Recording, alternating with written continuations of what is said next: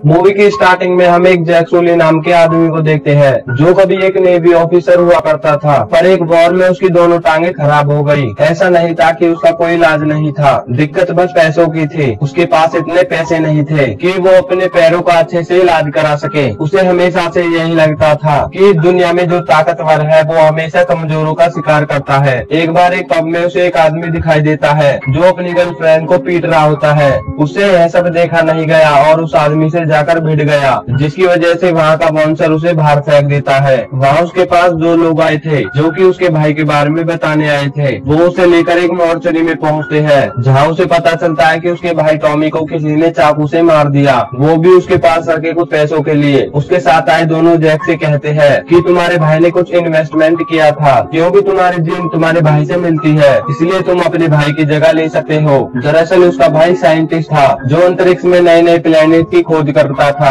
आगे हम जैक को एक स्पेसशिप में देखते हैं जहाँ उसे ट्रैवल करते करते लगभग 5 साल बीत चुके थे। वो पेंडोला नाम के एक प्लेनेट की तरफ जा रहे थे। उसके भाई टॉमी को इसी मिशन की ट्रेनिंग दी गई थी और उसकी ट्रेनिंग के ऊपर कंपनी ने काफी पैसे लगाए थे, इसलिए वो और पैसे खर्च करके दूसरे साइंटिस्ट को नहीं ले सकते थे। उसके लिए अच्छा था कि जैक का जीन उसे मिलता था, इसलिए उसे इसकी जगह रख लिया गया। उनका शिप पेंडोरा पर लैंड कर जाता है। वहाँ का वातावरण इंसानों के अनुकूल नहीं था, इसलिए सभी को एक ऑक्सीजन मास्क दिया जाता है। उसके साथ बहुत सारे सैनिक थे। यह सब भले ही नीचे धरती पर देशभक्त सैनिक थे, लेकिन ये यहाँ पर कंपनी के गुलाम थे जो पैसों के लिए कुछ भी कर सकते थे। यहाँ का कर्नल सबको बता रहा होता है कि यहाँ के बाहर जो भी जीव उन्हें मिलेगा वो उन्हें हर हालत में मारने की कोशिश करेगा। यहाँ बचने वाले लोगों को नावी बुलाया जाता है जिनकी जहरीली तीर कुछ ही मिनट में उनकी सांसें बंद कर सकती है, इसलिए उन लोगों को हर पल वहाँ सावधान रहना होगा। जैक को उसका पार्टनर नॉर मिलता है जो उसके साथ अवतार प्रोग्राम में काम करने वाला था। वो उसे लेकर अपनी लैब में पहुंचता है। उनके साइंटिस्ट ने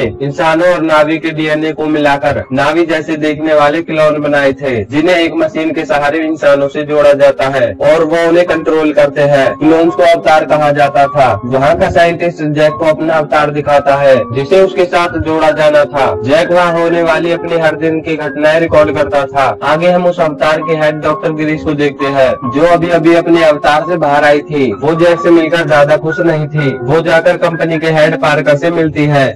वो उससे कहती है कि उसे एक साइंटिस्ट चाहिए था, न कि एक विकलांग फौजी। पार्कर उससे कहता है कि वो हमारे लिए लकी साबित हुआ है क्योंकि उसके भाई के बदले में वो उन्हें मिला है और वह उनके साथ रहकर उनकी हिफाजत भी कर पाएगा क्योंकि वो एक फौजी रह चुका है। वो ग्रेस को पेंडोरा में पाए जाने वाले धातु को दिखाता है जिसे एनोप्टेनियम कहा जाता है और इसकी 1 केजी की प्राइस लगभग धरती पर 100 करोड़ है और इन्हीं पैसों से उनकी कंपनी और अवतार प्रोग्राम की फंडिंग होती है। वो उससे कहता है कि उनके पास बहुत कम समय है, उन्हें जल्दी ही पेंडोरा के लोगों से बात करके जल्दी कोई डिप्लोमेटिक सॉल्यूशन निकालना होगा, नहीं तो उनके पास आर्मी के इस्तेमाल के अलावा और कुछ नहीं बचेगा। जैक की उसकी मशीन चेम्बर में डाल दिया जाता है और उसे अवतार के साथ लिंक किया जाने लगता है। ग्रेस भी अपने अवतार में जाने लगती है और तभी जैक अपने अवतार में जागता है। वो वहाँ उठकर सबसे पहले अपने पैरों को देखता है जिसे वह महसूस कर सकता था कि कितने दिन बाद उसने अपने पैरों में हलचल देखी है। वो उठकर चलने की कोशिश करने लगता है। सारे डॉक्टर उसे ऐसा करने से मना कर रहे थे पर जैक वहाँ से भागकर बाहर आ जाता है और तेजी से भागने लगता है। उसे लग रहा था कि मानो उसका सपना पूरा हो गया है। उसके पास ग्रेस आती है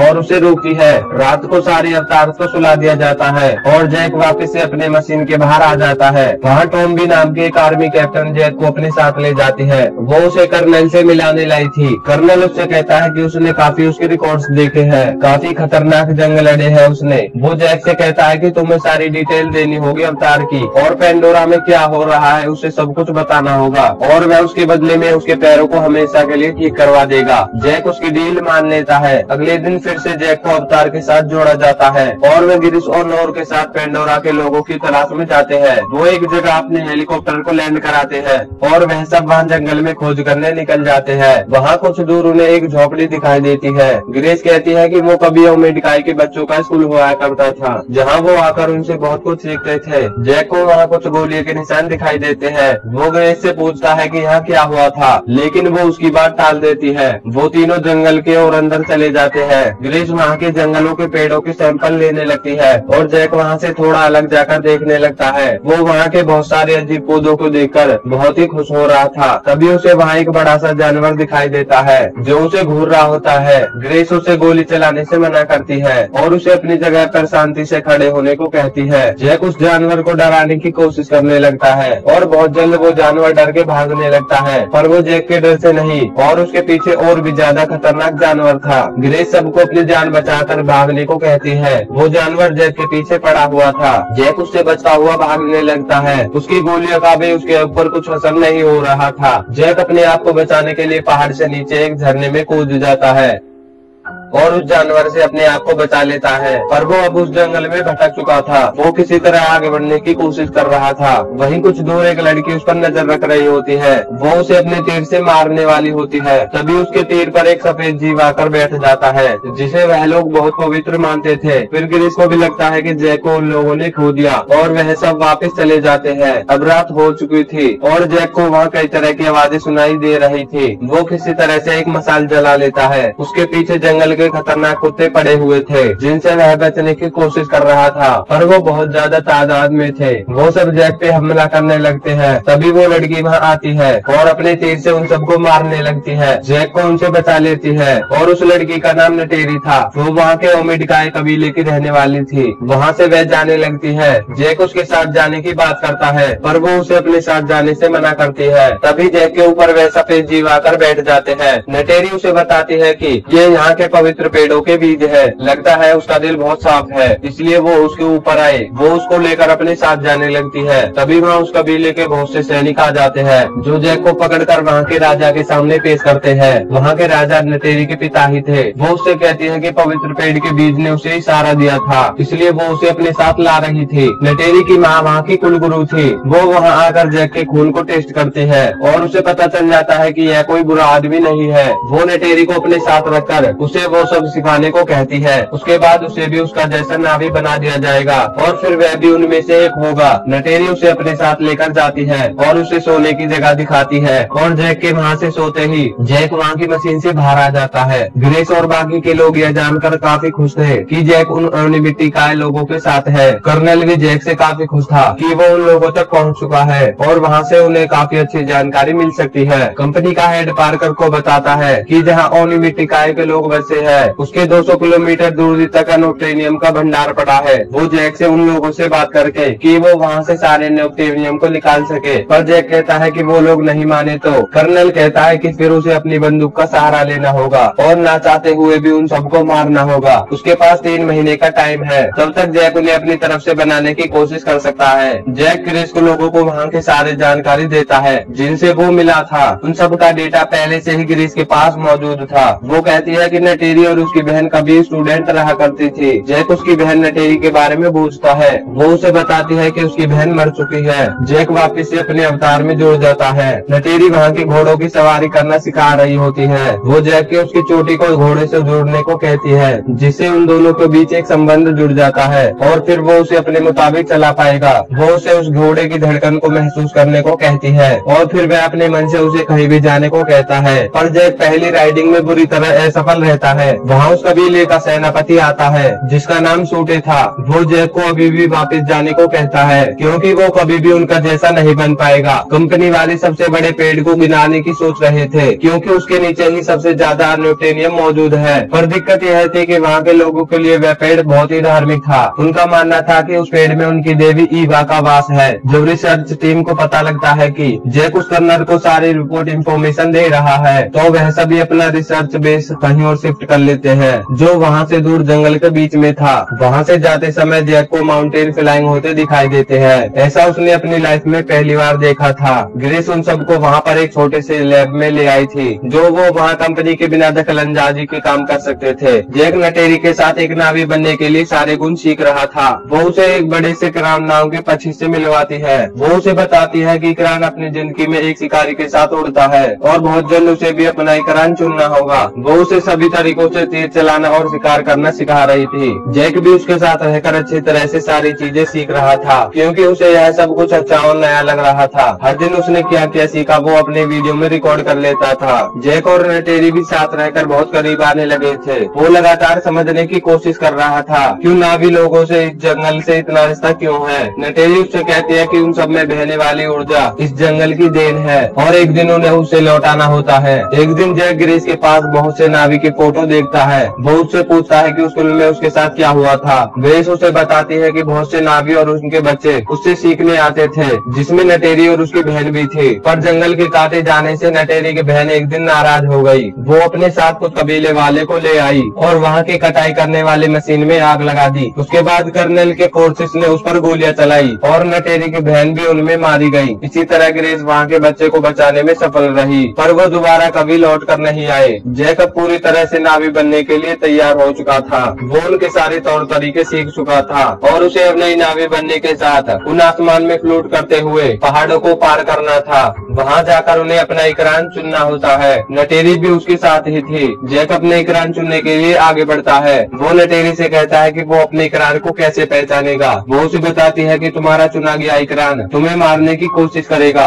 जैक उन सारे इकरान की तरफ बढ़ता है और उसे एक दिखाई देता है जो उसे घूर रहा था। वो उस पर हमला करने आता है। जैक उसके मुंह को बंद करके उसे कंट्रोल करने की कोशिश करता है और बहुत संघर्ष करने के बाद वो उसे अपना कनेक्शन बना लेता है। नटेरी उसे तुरंत पहला उड़ान लेने को कहती है, क्योंकि यही उनके बीच एक मजबूत कनेक्शन बनाता है। जैक उसे लेकर पहाड़ों से कूद जाता है और उसे उड़ाने की कोशिश करने लगता है। वो उसे अब उड़ाना सीख चुका था। नटेरी उसे उड़ने के कुछ तरीके बता रही होती है। एक दिन जब जैक अपने इकरान पे उड़ रहा होता है, तब उन पे एक बहुत बड़ा सा पक्षी हमला करता है जो उन छोटे इकरानों को मारकर खा जाता था। वो दोनों जंगल के नीचे आकर अपने आप को उससे बचाते हैं। जैक नेटेरी से पूछता है कि वो क्या था। वो उसे बताती है कि वो उसे ट्रुप बुलाते हैं। उसे आखिरी बार उसके दादा के दादा ने चलाया था और अब तक नावी के कुल इतिहास में 5 बार ऐसा हुआ है। जैक को अब अपनी जिंदगी झूठी लगने लगी थी, क्योंकि अब उसे वह अवतार वाली जिंदगी ही अच्छी लग रही थी। उसके 3 महीने भी बीत चुके थे। उसे वो कर्नल फिर बुलाता है और कहता है कि उसका टाइम खत्म हो गया है, अब उनकी आर्मी को ही कुछ करना होगा। पर जैक कहता है कि अभी एक चीज बाकी है, उसे अब नावी बनाया जाने वाला है। उसके बाद वो उन लोगों से बात कर सकता है वहाँ से शिफ्ट होने के लिए। कर्नल उसे यह सब कुछ जल्दी से करने को कहता है। जैक को अब एक नावी बना दिया जाता है। उसने ग्रेस को भी वहाँ आने देने के लिए बना लिया था। नटेरी उसे लेकर अपनी कुलदेवी ईवा के पास आती है। उनका मानना था कि इनमें उनकी पूर्वजों की यादें हैं। जैक उनमें उनके पूर्वजों की आवाजें सुन सकता था।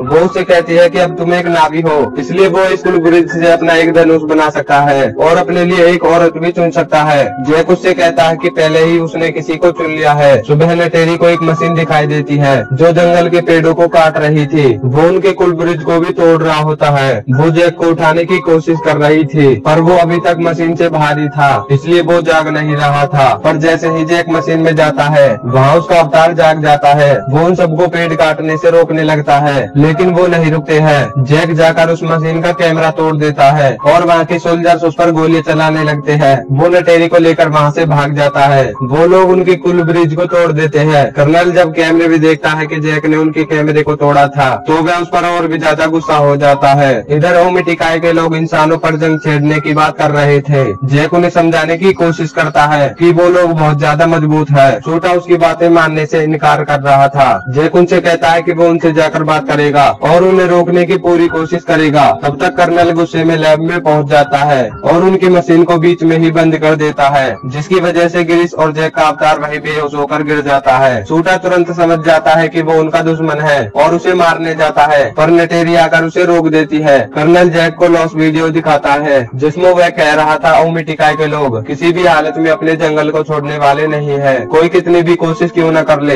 इसलिए कर्नल अब उस पर हमला करने वाला है, क्योंकि उनसे अब बात करने का कोई फायदा नहीं है। सूटा उन मशीनों की मदद से उनमें आग लगा देता है। कर्नल को एक और बहाना मिल गया था उन पर हमला करने का। ग्रेस कहती है कि जानबूझकर उनके धार्मिक पेड़ों को तोड़ा कि वो लोग कुछ रिस्पॉन्स करे और वो उसका बहाना बनाकर उनके गांव पर हमला कर सके। तभी ट्रूडी वहाँ आती है और कहती है कि वो लोग उस बड़े पेड़ को आज गिराने वाले हैं। ग्रेस जाकर पार्कर से बात करती है और वो कहती है कि वो ऐसे ही इतने लोगों को नहीं मार सकते और वो पेड उनके लिए धार्मिक है, वो उसे छोड़कर भागेंगे भी नहीं। पार्कर जैक को 1 घंटे का टाइम देता है, वो जाकर उन सबको हट जाने के लिए समझाए। जैक उन सारे कबीले वाले के पास पहुंचता है और कहता है कि वो लोग हमला करने आ रहे हैं, उन्हें वहाँ से जाना होगा, नहीं तो सब के सब मारे जाएंगे। वो उनसे कहता है कि यहाँ पर उसे तौर तरीके सीखने के लिए भेजा गया था ताकि वो एक दिन उन्हें वहाँ से समझाकर हटा सके और उसे भी उस जंगल के साथ रहकर उससे प्यार हो गया। यह सुनकर नटेरी उस पर बहुत गुस्सा करती है क्योंकि उसने उस पर भरोसा किया था। जैक उसे समझाने की बहुत कोशिश करता है। वो सब जैक और ग्रेस को बंदी बना लेते हैं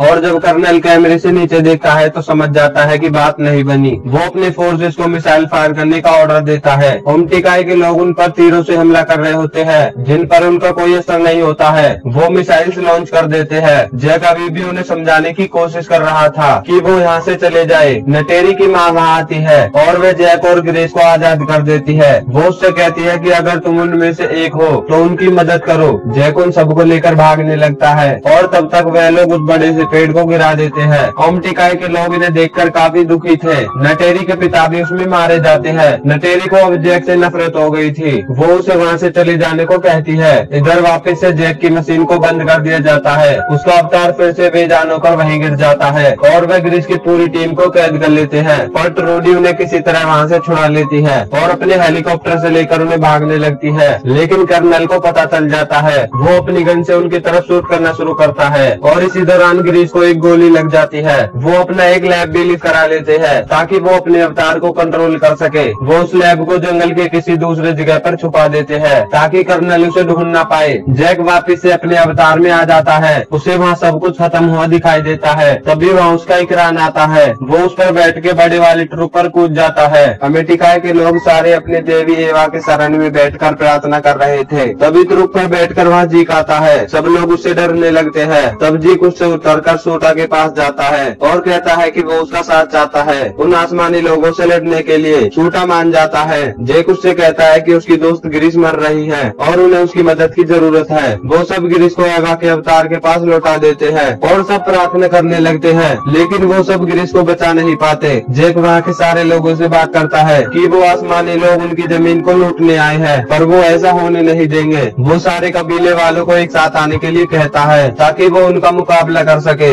और वो पेंडोरा के सारे कबीले वाले के पास गए। लेकिन जब ट्रुक पर बैठकर जिंग ने उन्हें आवाज दी तो सारे साथ आए अपनी जमीन की हिफाजत के लिए। कर्नल भी अपने सारे सैनिकों से कह रहा था कि उसके दुश्मन बढ़ते ही जा रहे हैं, इसलिए हम सबको पहले ही उन पर हमला करना होगा क्योंकि वो हम पर हमला करने की जरूरत न कर सके। वहाँ का एक साइंटिस्ट जैक तक ये बात पहुँचा देता है कि कर्नल कल 6 बजे हमला करने वाला है। जैक लड़ाई से पहले वहाँ की देवी ईवा के पास जाता है और उन आसमानी लोगों से लड़ने के लिए उनकी मदद के लिए कहता है क्योंकि एक बार इंसान यहाँ से कुछ ले जाने में कामयाब हो गए तो फिर और भी इंसान आएंगे और इस प्लेनेट को भी धरती की तरह लूट कर खत्म कर देंगे। नटेरी वहाँ आती है और उनसे कहती है कि उनकी देवी किसी की साइड नहीं लेती, वो तो बस जीवन का संतुलन बनाए हुए है। और अगले दिन जैक अपने सारे सैनिकों के साथ अपने सैनिकों को लीड कर रहा था। सारे फोर्सेस भी तैयार थे। वो जंगल में आ चुके थे और कर्नल सारे हेलीकॉप्टर से ऊपर से लीड कर रहा था। वो वहाँ जंगल के बीच बहुत सारे एक्सप्लोजिव बम गिराने वाले थे। तभी अचानक से जमीन से और आकाश में दोनों जगह फोर्सेस पर नावी का हमला हो जाता है। उनके इस अचानक से हमले से वो लोग हैरान थे। जेट ट्रूप की वजह से उनके हेलीकॉप्टर्स को पकड़कर फेंक रहा होता है, पर वो मिसाइल से उन पर हमला कर देते हैं। कर्नल सबसे जैक के पीछे जाने को कहता है। सब जैक के पीछे पड़ जाते हैं। जैक उन सबसे बचते हुए भागने की कोशिश कर रहा था। उसकी मदद के लिए ट्रूडी तभी अपना हेलीकॉप्टर लेकर आती है, पर उसका भी हेलीकॉप्टर थोड़ी देर में डैमेज हो जाता है। नटेरी के इकरान को गोली लगने की वजह से वह भी नीचे गिर चुकी थी। जैक को किसी का रिस्पॉन्स नहीं मिल रहा था। ऐसा लग रहा था लगभग वो जंग हार चुके हैं। नटेरी जैक से कहती है कि वो अपने आसपास बहुत से फोर्सेस से घिर गई है। जैक उसे कोई भी हलचल करने से मना करता है। तभी वहाँ बहुत सारे जानवर उन फोर्सेस पर हमला करके उन्हें मारने लगते हैं। नटेरी जैक से कहती है कि ईवा ने उसकी बात सुन ली। वहाँ के सारे इकरान और अपनी जमीन की हिफाजत के लिए आ जाते हैं। वो वहाँ बड़ा सा बम गिराने ही वाले थे, तभी जैक आकर उनके प्लान को क्रैश करवा देता है। उसके बाद वो कर्नल के प्लान पर अटैक करने जाता है और उसके प्लेन को भी डैमेज कर देता है, पर कर्नल अपने आप को बचाकर एक रोबोट में सवार हो जाता है। नटेरी उस पर हमला करती है, पर बहुत जल्द कर्नल अपने चाकू से उसके जानवर को मार डालता है और उसी के नीचे नटेरी दब जाती है। वो उसे भी मारने वाला होता है, तभी वहाँ जेक आता है और उससे लड़ने लगता है, पर कर्नल उस पर भारी पड़ रहा होता है। पर अचानक से जेक उसके रोबोट में एक बड़ा सा छेद कर देता है। कर्नल को ऑक्सीजन का मास्क पहनना पड़ता है और वह जेक को छोड़कर वहाँ रखी उसकी मशीन को तोड़ने लगता है, जिसका उस अवतार से कनेक्शन टूटने लगता है। कर्नल उसे मारने ही वाला होता है, तभी नटेरी उसे अपनी तीर से मार देती है और वह जेक को उठाती है। उसका अवतार अब बेजान हो चुका था, क्योंकि मशीन के टूट जाने से जेक का अवतार से कनेक्शन टूट गया था और वह मशीन से निकलकर मास्क पहनने की कोशिश कर रहा था, पर उस तक न पहुंचने की वजह से वो वहीं बेहोश हो जाता है। तभी नटेरी वहाँ आती है और उसे मास्क पहनाती है। जेक को वापस से होश आ जाता है। वो नटेरी से कहता है कि उन्होंने जंग जीत ली है और उसके बाद वापस से सारे इंसानों को धरती पर भेज दिया जाता है। उनमें से वहाँ कुछ लोगों को रहने दिया जाता है जिनका दिल साफ था, और कुछ दिन बाद जेक भी ईवा की मदद से जेक अपने आप को हमेशा के लिए अवतार में बदल लेता है। और इसी के साथ ये मूवी है एंड